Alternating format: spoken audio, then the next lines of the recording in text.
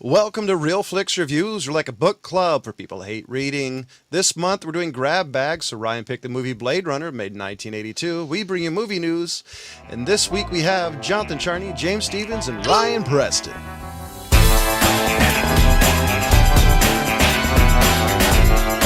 Here's a description of Blade Runner 1982. A Blade Runner must pursue and try to terminate four replicants who stole a ship in space and have returned to Earth to find their creator. Okay, hold on. I would like to start this discussion off. But first, I must point out Foreboding that doom. that whoever wrote this description is an absolute moron.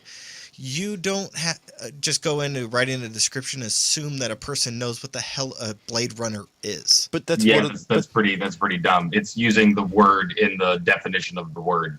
Yeah, exactly. By the way, isn't that one of the reasons we picked doing reading descriptions from IMDb? That's true, but this one is asininely dumb compared to we've been making fun of them for 186 5 months episodes. that we've read them. All right. I mean, look, sometimes movies don't need a big description, but yeah, it's like Blade Runner. You're like, oh, wonder what that's about. And yeah. You froze, Ryan. they're like, oh, shit. Yeah, I understand where he's going with it. So what I want to jump into this one is that this is the third time I've watched Blade Runner. And every time I've gone into this film, I try to do the blank slate thing. Like, I want to enjoy this film. And what I want to start out with is the first 40 minutes of this film, the cinematography and the effects, the set design, everything they put into the first 40 minutes of this movie is amazing. Like, just think about the first opening scene when they have the ship flying through the town and the atmosphere and everything around it is really, really, really well done. And then, you know, at that point, you can kind of forgive Harrison Ford's horrible detective dialogue in the background, things like that. Well, you talk about the narration? I'm not talking about the narration. I'm talking about the actual visual effects of the film. The first 40 minutes are amazing. Well, I mean, you were forgiving the dialogue in the back. It's just his dialogue or the narration you didn't like? Their narration he did. I after a while, the narration kind of is like, all right, I see what you're doing. It's getting old and dry. Well, see, this is one of the controversies of it. If I remember correctly, there's a couple of different versions. One has a narration, one doesn't. I remember reading somewhere that the studio, I think, and I could be wrong, wanted it. So there is some people who think the narration is an issue. So you're not alone in thinking that. Okay. I think it kind of gives it almost a Max Payne-ish narration, which I understand give or take. I mean, I kind of like the I don't know. I'd kind of classify this as maybe a little bit of space noir.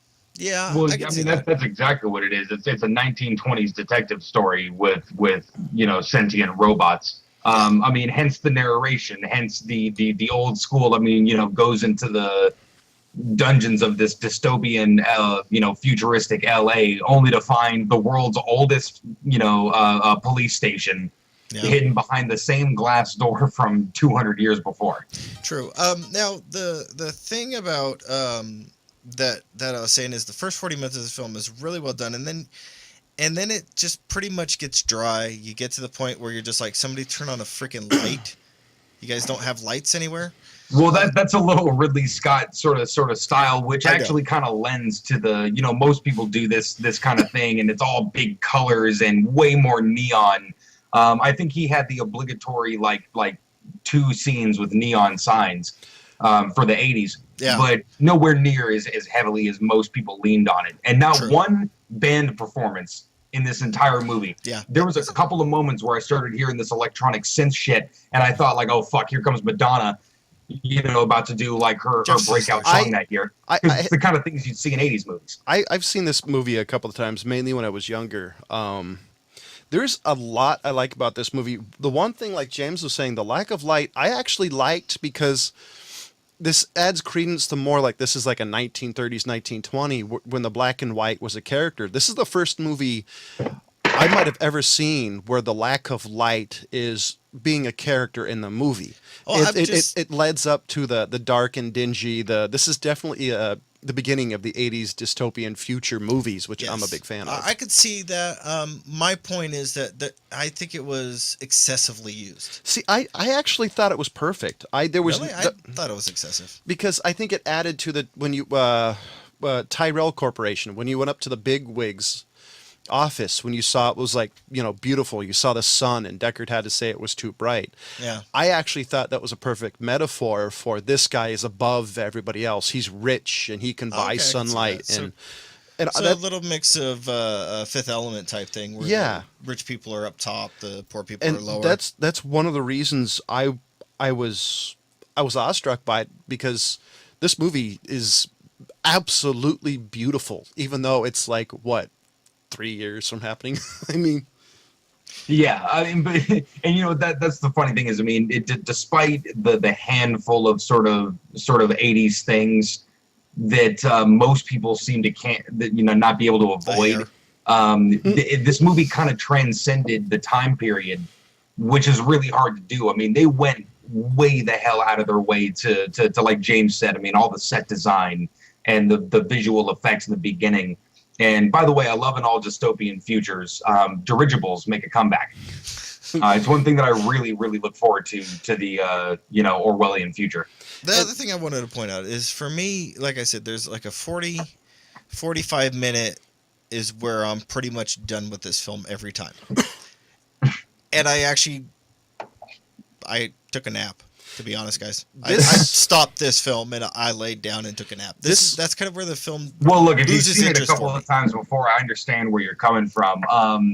They did seem to go with a much slower pace in a movie that doesn't need that kind of a slow burn. The slower pace didn't bother me. It was just I lost Well, absolute it does when interest. you have like an action sequence and they're trying to like chase each other, but it's a lot of cat and mouse that goes on for way too long.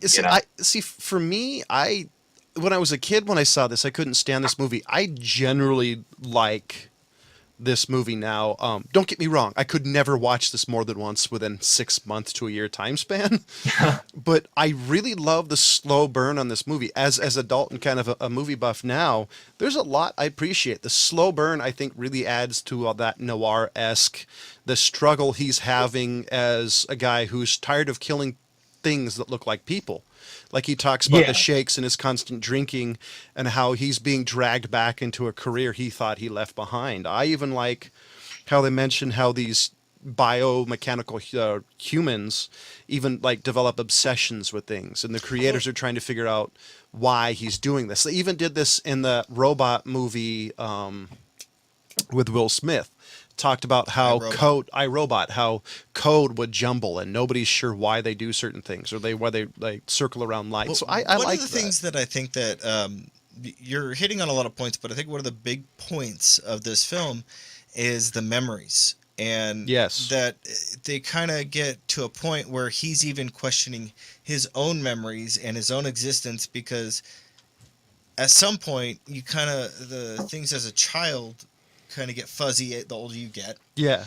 So he's at a point in his life where he's kind of like questioning a few things, and you kind of see that. I think that part of the film was actually really well done. I like the acting in that, and that is part of that slow burn, because you see it developing in his mind as he's interacting with the lead lady's name. I can't think of her name. And Raquel. Lieutenant Einhorn. Raquel. Yes, Lieutenant Einhorn. And I would also say this movie's kind of, in my opinion, kind of almost a who's who. You've got the legendary actor Harrison Ford, Rutger Hauer, Sean Young. He wasn't legendary at the time. He is now. Yeah, no, I mean he was he was like the Tom Cruise, you know what I mean? Yeah, like Mission Impossible. Rutger that's Hauer, one of the reasons I think this, like now, I think this is a legendary cast. Sean Young, Edward James Olmos, M. Everett Walsh, Daryl Hannah. I mean this Walsh, and then you got the other guy, even like Joe Turkel, Brian Brion James. The casting in this movie is probably as close to being perfect as you could ever have, in my opinion. I mean, it was For kind of sci-fi. a two of really good character actors. The guy that played shit, I should have looked this up. Was it JF something, the bio guy? Oh, the old guy. Yeah, well, the Yes. 25-year-old who had aged. That guy's been in a ton of things, and he's a great character actor. Oh, yeah. I love that was one of my favorite scenes. Oh, I'm 25. What happened to you? It's like Yeah. the robots are there rubbing was it in a little. There was some overacting going on between Daryl Hannah, Rutger Hauer, and Harrison Ford. I mean, some really big exaggerated movements, like they were on stage somewhere. I do think that is the problem with the particular genre I think this really is in. I think that's part of the noir-esque of it, I and don't being in know the if that was future. part of the noir. I think that was kind of Stylistic part choice? of, like the sci-fi, sort of the way it reads on the page, maybe something to do with the, adapting that kind of a story, something. It's that kind of shit that always comes out in the wash and kind of makes it look like a B movie, but it redeems it because you have really good actors. True. Like if this, say like if this was made today and they'd have today's actors, it would definitely be crappy. So Right. Hey, by the way, I need to revive Rutger Hauer's career and have him play Donald Trump. Did anybody else notice he looked exactly like him? yeah, I could see that. I could see that. I can see it. It's his freaking doppelganger. Now, okay, I want to get back to a couple things. One of the things about the antagonist that kind of bothered me, he seemed a little connish to me. Who? The antagonist, the main guy, the leader of the synth guys. He seemed a little bit. Actually, Ryan just said his name, the Hauer guy. Rutger Hauer. And did you just Rutger call him Hauer. a synth? Yeah, I did call him a synth. I've been playing Fallout at people, so he's a synth. I kind of agree because it seems, at least my guess, towards the end of the movie, he was probably coming close to his end of his lifespan, Well, and he that probably was kind of the point of the film. and he knew that there, in the back of his mind, he knew there was no way to save himself. So I kind of agree. It seems like he took himself and as other synths to kind of blaze of glory. Thanks Yeah. to you, I don't remember what they're actually called now. I can't either now. They retired them. whatever. Replicants. Replicants, Yes, thank you. replicants. Yeah. And The Nexus 6 design. the other thing that kind of bothered me, and I probably picked this up last time, is I guess I gotta say Harrison Ford. I'm glad that you learn no means no, and when she's walking out the door, don't block the door. I mean, because that seemed to biddle the sex scene between him and the replicant. Seemed a bit of like Cosby Jello stuff going on there. I mean, Yeah, seriously. there was a little aggressive behavior in that scene. Yeah, he's like, you say yes now. Well, It's like, really, dude? but that was one of the, I think that was one point where him being a Blade Runner, she's not real. So this is the moment he's dehumanizing her, but somehow he falls in Well, love. It's kind of I don't think that was the implication. I think that's the way we read it today. I think at the time it was that guy The taking 80s charge, sexy. kinda, that I'm raping you now. yeah, the kind of shit you'd see in like a cologne or perfume commercial. Yeah. Filmed in black and white. The one thing I gotta say is one of my all-time favorite quotes in this movie is the very last scene with Rutger Hauer, and it's kind of like lamenting pretty much what it is. It's him lamenting the loss of himself. Was this line, I've seen things you people wouldn't believe. Attack ships on the fire off the shoulder of Orion. I've watched C-beams glitter in the dark near Tannhauser gates. All those moments will be lost in time like tears in the rain. I loved that right there is pretty much the entire movie in a sentence. That was amazing to me. I loved that scene.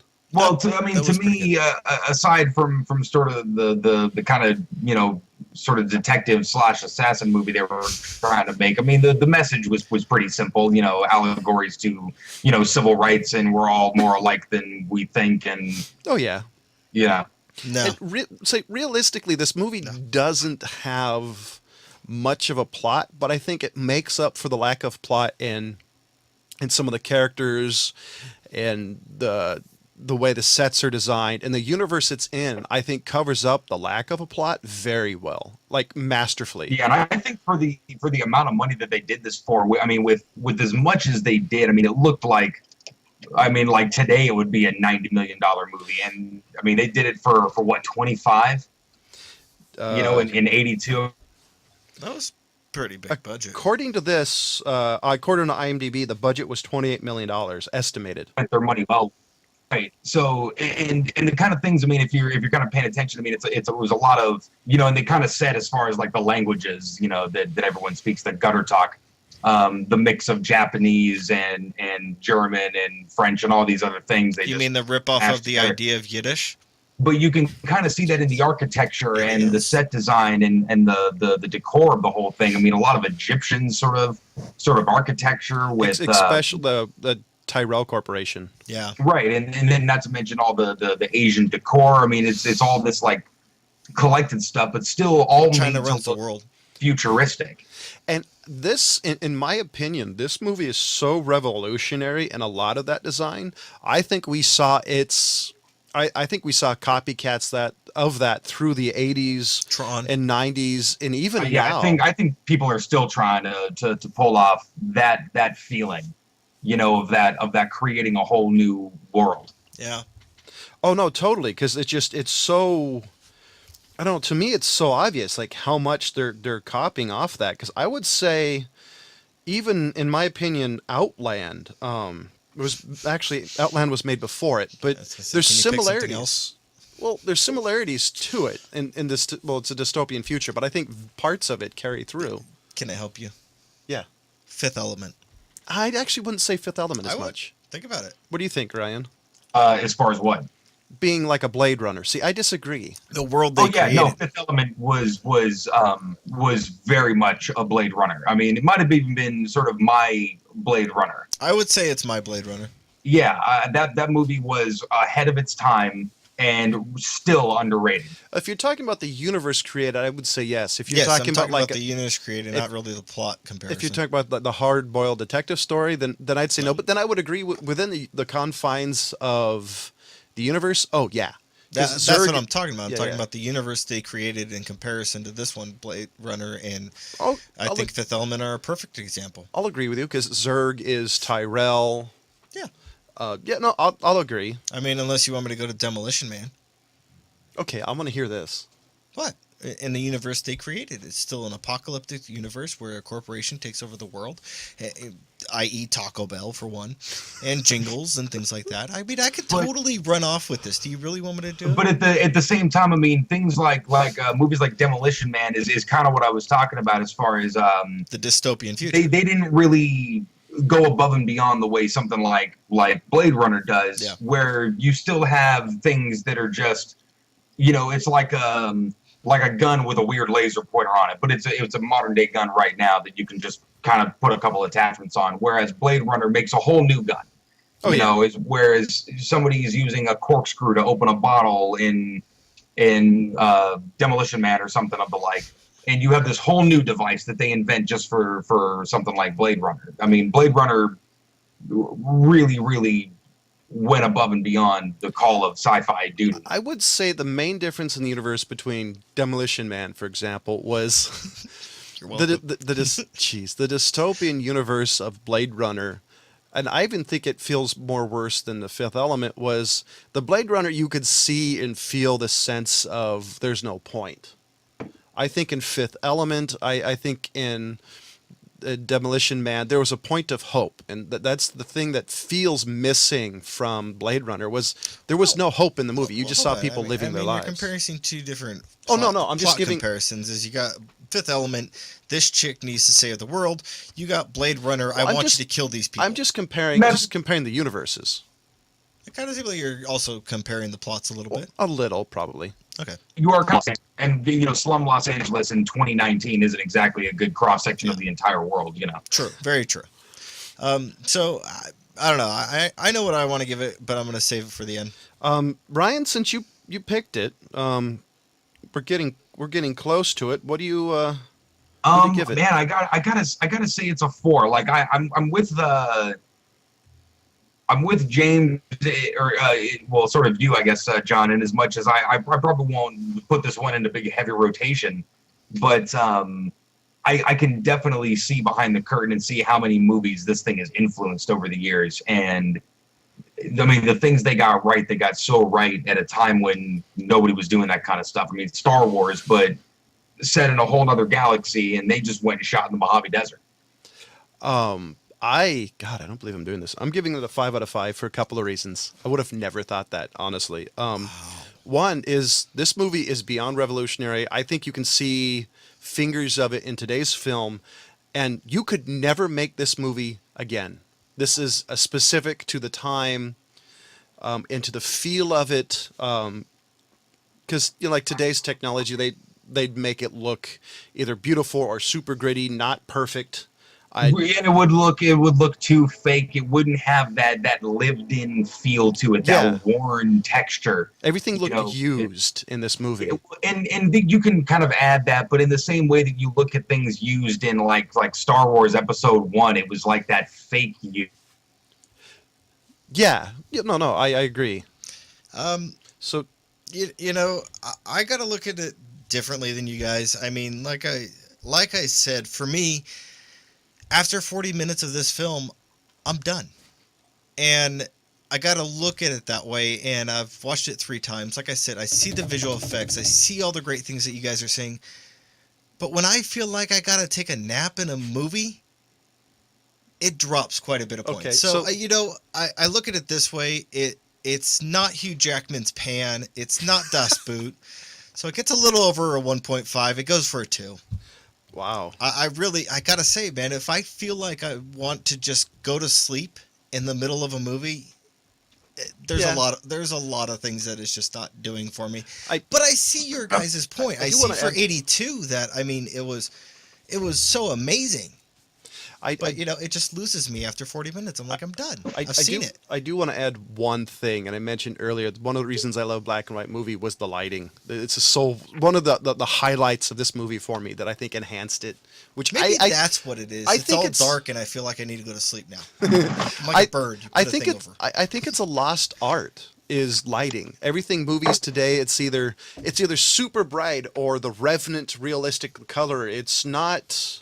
I don't know. It's just missing something. No, movies today just cannot live up to older movies, in my opinion. All right. But I do get your reasoning because it is slow. I mean, this is a very slow burn of a movie. It's not that it's slow. It's just like after a certain point, I'm done with it. You know, it's you not think like it blows its load not way the too plot early? is boring to me. I'll finish the plot later, but it's like it's like I need a 2-hour intermission just so I can take a nap. Do you think it blows its load too early in? I think it's kind of got the prom dress syndrome. You know, you look prettied up in the beginning, and then all of a sudden it's off, and you're like, all right, you're a dude. Later.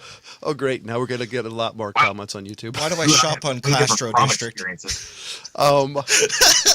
There's a whole other visual I don't want. So we're on a borscht, or what? Borscht? However you guys want to pronounce that. So this is know. like borscht. so this Is it is borscht? this is like what NYPD Blue NCIS. This is a bunch of in Longmire all in one. Yeah, there was a lot of stuff thrown into the beginning episode. I mean, Ryan, did you get a chance to watch it? No. So, So- John and I watched it. I think John Yeah, watched I it. Tell me on it. What's the pitch me? It's It's a curveball. It's gonna hit It's gonna hit Amber in the head. So pretty much what it is, it's an old detective. Literally the beginning episode is this detective who you don't know, you can barely see, shoots somebody who looks like he's holding a weapon. And so pretty much the first episode is talking about how dirty this cop is, how wrong this cop is. There's a scene in the court where it goes into his history. This prosecutor says, "How many people have you killed?" I don't know. Yeah, and the lady That says, was his answer. yeah, the prosecutor says, "You don't know? Why?" It's like, "Well, I was in Iraq, I was in here, I was in special forces." She's like, "Okay, how many people have you killed as a cop?" "Oh, easy, 5. So, And it goes downhill from pretty there. much what it seems like to me, it's the network idea of Justified in LA.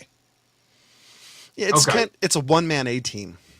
That was Well, Justified. I mean, you know, there's a tried and true premise for a TV show. I mean, it's something we expect every couple of years, right? Yeah, exactly. That's what it seemed like to me. And Is this that's a network? letdown. Who's putting this out? I think it was ABC. Yeah, it's ABC? one of the alphabets. That's all I Yeah. was paying attention to. Um, I wasn't really too impressed. I It kind didn't of grab me. I read a little bit ahead to talk about what the descriptions of each episode were.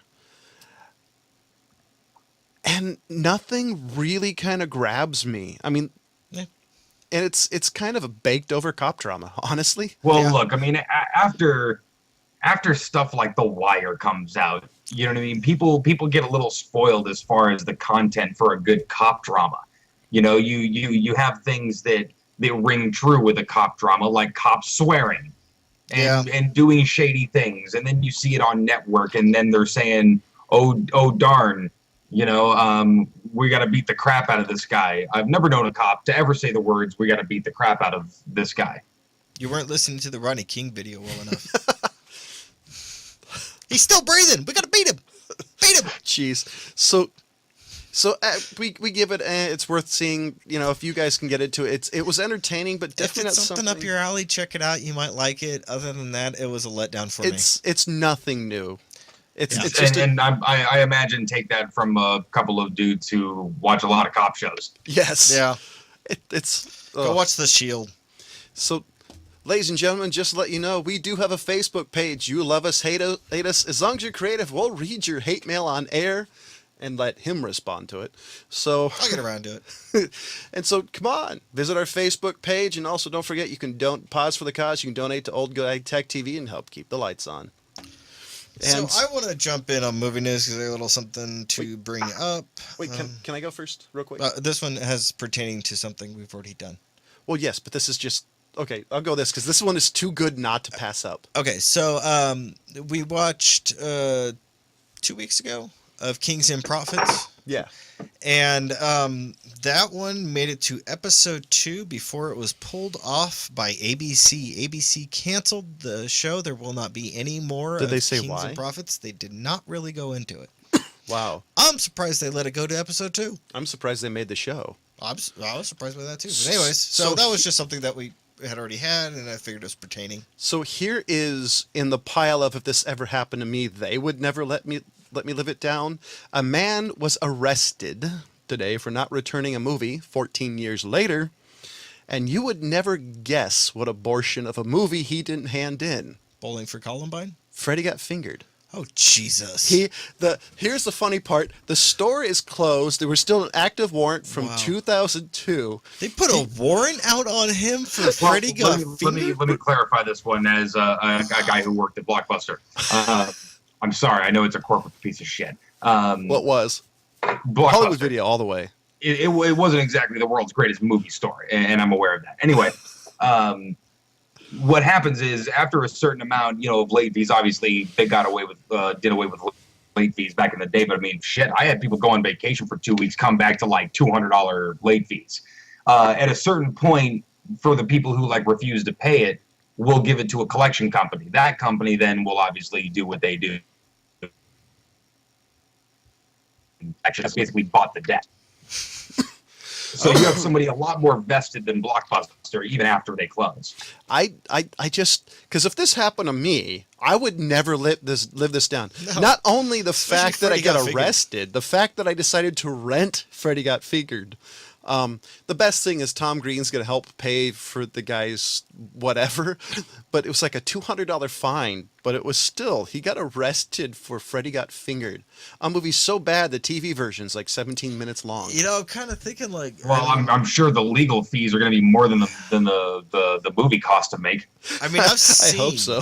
I've seen Freddie Got Fingered a I've couple seen times. it. It's like, wow. I've seen it 3 times, unfortunately. What in the hell is you masochistic bastards? I've seen it. I've seen the full-length version twice, one with 2 different people, and one of the 17-minute version because I wanted to see what did they do to make it TV friendly. So you just hated the people that you made watch it then. No, I think they made me watch it. I think it's the other way around. Wow, man, fool me once, Yeah. Second one's on you, buddy. Yeah. Yeah. Oh dear God. That literally made me laugh. It was in the middle of the night looking for movie news, and I was busting out laughing just for the fact, I could see the guy. I thought that was bullshit. I scroll across that kind of thing in Facebook, and I refuse to try to be sucked into clickbait. So I just thought it was funny because I could imagine the guys in the jail cell. Oh, what'd you do? Oh, I robbed a car. What'd you do? I forgot to return the movie Freddie Got Fingered. It's not exactly hardened criminal there. I held on to Freddie Got Fingered for 14 years. Yeah. Hey, to me, that's just as asinine as, I sold some weed. So, I mean, there's really no movie news out there besides Batman bullshit. I've got a couple of pieces just from what's been posted to Real Flix Reviews. this is kind of a leave it alone. Voltron, which is a takeoff of the Japanese cartoon Go Lion, is Netflix is making a new version of it as Voltron, the legendary defender, and kind of a cel-shaded look. I kind of wish they'd leave alone my childhood at this point. Yeah, this is the second Voltron they've made in 8 years. Second or third? They've done I it. think it's only second. I think you're thinking of Thundercats. No, because they did another time. And the other one that I thought was interesting is Jeremy Renner is willing to play Hawkeye in a Netflix original series. I'd be down for that. I mean, man, I think that the word's kind of gotten around as far as Netflix's reputation with filmmakers and actors, and Yeah. I think everyone's jumping on the bandwagon, man. It's kind of cool. I hope so, because they officially have 2,500. Was it 2,500 less titles than they did a few years ago? They're running out of content. But I mean, but look at all the original stuff they've been coming out with. Yeah. I mean, it's almost like they're phasing out everybody else's shit in lieu of their own. I mean, House of But Cards if they is keep doing making really good well. stuff, I could almost care less. Yeah, and Daredevil's doing well. Some of the stuff they call Netflix originals isn't actually original content. I think they just bought the rights for it. There's a couple of comedy specials. There are a handful of things like that. There's one that do say Netflix originals they're absolutely originals, but the ones that just have a little Netflix logo on it, they just bought the rights. They've done that for a lot of comedy specials. Yes. Which is really, really bitching because I love stand-up comedy, and there's dudes that you really need to know about that are on Netflix. And women. I didn't just mean to exclude. You sexist bastard. Nah, you're not funny. I'm not laughing. As long as it's not Judy Gold, you can completely just skip her. I like Judy Gold. She's pretty funny. She's got I her was talking moments. to Betty White. Kathleen Madigan. Burn me, Betty White. Burn me. So, ladies and gentlemen, next week is the theater pick. So, have we decided? Because I was gonna say You're let's all do. on the Soups bandwagon. I say that's. Don't even start on that. I mean, he loves Superman, dude. I am a Batman fan, so I'm saying he tries let's- to buy his tights on the internet. I'm not kidding. I should ask. So I'm thinking we should just do Superman versus Batman because it is one of the beginning of the summer blockbuster kind of season, I think. But the title is actually Batman versus Superman. Yeah, well, because Batman's He going to put win. Superman first. I told Well, it's you. Batman. Yeah, shut up. I think we do that because I think this is starting into this running into the beginning of the summer blockbusters. Yeah. So what do you think, Ryan? I agree. I can't wait to talk about that piece of shit. I'm sorry. I'm still a little angry. You've seen it? Yeah, I've seen it. So, ladies and gentlemen, we're going to do Batman versus Superman, and we already know how one of us feels. Well, actually, probably two of us. I haven't seen anything. I haven't even watched a trailer. And so we got to do a TV series next week? We can do The Colony, or we can wait till next week. Up to you guys. I'm Brian? good for whatever. Brian never watches them anyway. It's up to me and you.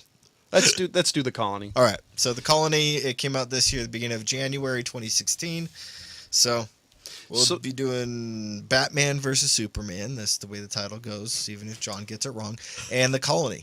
So, ladies and gentlemen, I gave Blade Runner a 5 out of 5. James gave it a 2 out of 5. Appropriate. Ryan gave it a 4 out of 5. Next week, we're doing The Colony.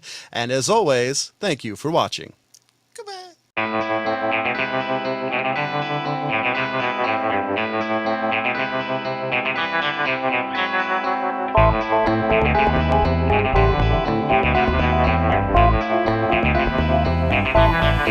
you.